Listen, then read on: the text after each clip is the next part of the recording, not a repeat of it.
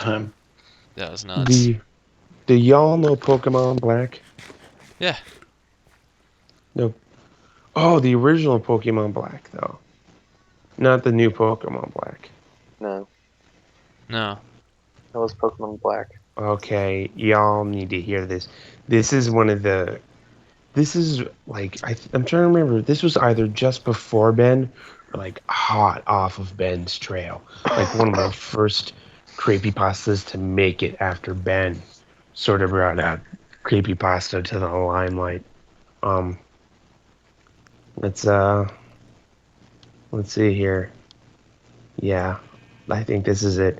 All right, this is another great one. This is one of the few creepy pastas that I like. Um, Here we go. What is this one And entitled? Pokemon Black. Okay. It's just Pokemon Black. Um, all right. I'm what you would call a collector of bootleg Pokemon games. Pokemon Diamond and Jade, Chaos Black, etc. Which those are actual Pokemon bootlegs if you didn't know. Pokemon Diamond before Pokemon Diamond was real. There's Pokemon Jade, Chaos Black. Those are real bootlegs. But it's amazing the frequency with which you can find them at pawn shops, Goodwill, flea markets, and such. They're generally fun, even if they are unplayable, which they often are. The mistranslations and poor quality make them unintentionally humorous. I've been able to find most of the ones that I've played online, but there's one that I haven't seen any mention of. I bought it at a flea market about 5 years ago. Here's a picture of the cartridge in case anyone recognizes it. And all it is, it's a black cartridge with a black sticker that says Pokemon and nothing else. Unfortunately, when I moved 2 years ago, I lost the game, so I can't provide you with screen caps. Sorry. The game started with the familiar Nidorino and Gengar intro of Red and Blue. However, the press start screen had been altered. Red was there, but the Pokemon did not cycle through. It also said black version under the Pokemon logo.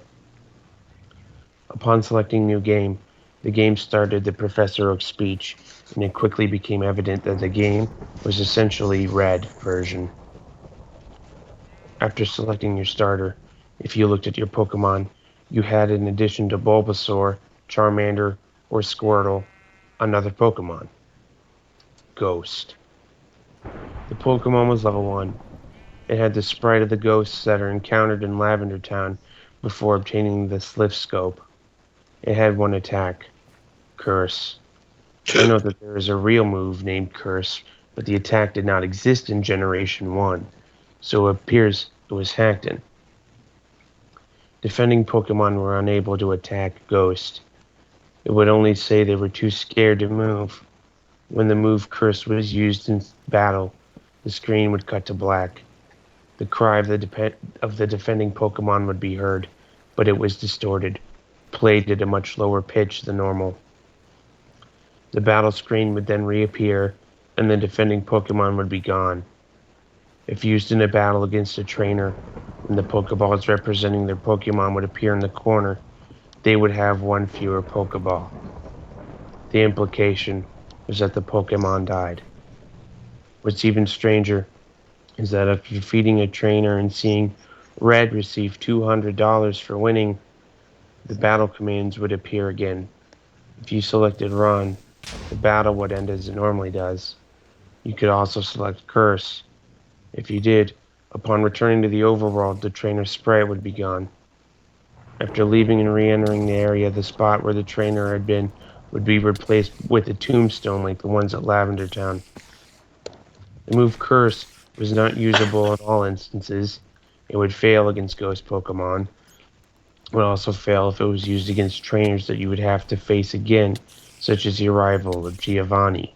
It was usable in your final battle against them, however. I figured this was the gimmick of the game, allowing you to use the previously uncapturable ghosts. And because Curse made the game so easy, I essentially used it throughout the whole adventure. The game changed quite a bit after defeating the Elite Four. After viewing the Hall of Fame, which consisted of Ghost and a couple of Pokemon I used for HMs. The screen cut to black. A box appeared with the words, "Many years later." It then cut to Lavender Town. An old man was standing looking at tombstones. You then realized this man was your character. The man moved at only half of your normal walking speed. You no longer had any Pokemon with you, not even Ghost, who up to this point had been impossible to remove from your party. The overworld was entirely empty. There were no people at all. There were still the tombstones of the trainers that you used cursed on, however. You could go pretty much anywhere in the overworld at this point, though your movement was limited by the fact that you had no Pokemon to use HMs. And regardless of where you went, the music of Lavender Town continued on an infinite loop. After wandering for a while, I found that if you go through Diglett's cave, one of the cuttable bushes that normally blocks the path on the other side is no longer there, allowing you to advance and return to Pallet Town. Upon entering your house and going to the exact tile where you start the game, the screen would cut to black. Then a sprite of a Caterpie appeared. It was replaced by a Weedle, and then a Pidgey. I soon realized as the Pokemon progressed from Rattata to Blastoise that these were all of the Pokemon I had used Curse on. After the end of my rival's team, a youngster appeared, then a bug catcher. These were the trainers I had cursed. Throughout the sequence, the Lavender Town music was playing, but it was slowly increasing in pitch. By the time your rival appeared on screen, it was little more than a demonic rumble. Another cut to black. A few moments later, the battle screen suddenly appeared. Your trainer sprite was now that of an old man, the same as the one who teaches you how to catch Pokemon in Viridian City. Ghost appeared on the other side, along with the words "Ghost wants to fight." You couldn't use items. Shit, and you had Enderman. no Shh. Sorry. and you had no Pokemon. Thanks, dude. You completely took me out of this. Sorry. If you tried to run, you couldn't escape. The only option was fight.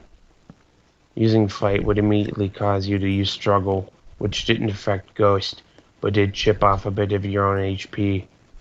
When it was Ghost's turn to attack, it would simply say ellipsis. Eventually, when your hit points reached a critical point, Ghost would finally use Curse. The screen cut to black a final time. Regardless of the buttons you pressed, you were permanently stuck in this black screen. At this point, the only thing you could do was turn the Game Boy off. When you played again, new game was the only option. The game had erased the file.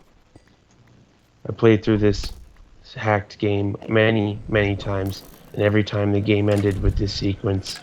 Several times I didn't use Ghost at all, though he was impossible to remove from the party.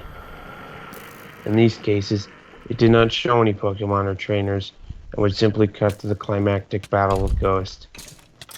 I'm not sure what the motives were behind the creator of this hack. It wasn't widely distributed, so it was presumably not for a monetary gain.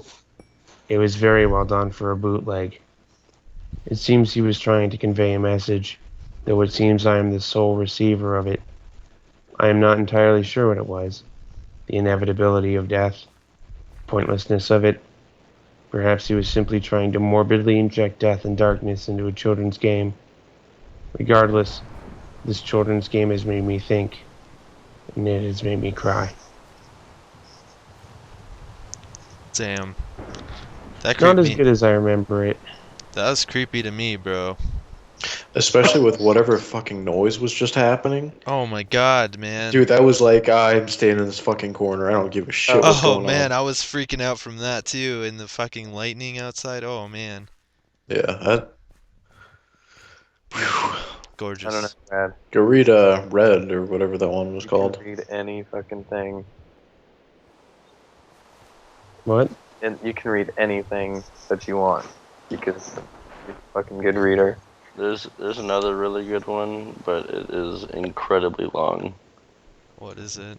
It's another Pokemon one. It's Snow on Mount Silver. Red. red? Is it the when I was a kid I lived in the small ugly yellow house? I hear it. Like, What the hell's that noise? What noise? Someone was moving their mic. yeah, it's probably. Was it that? No, Yeah. I don't know what you're talking about. Oh.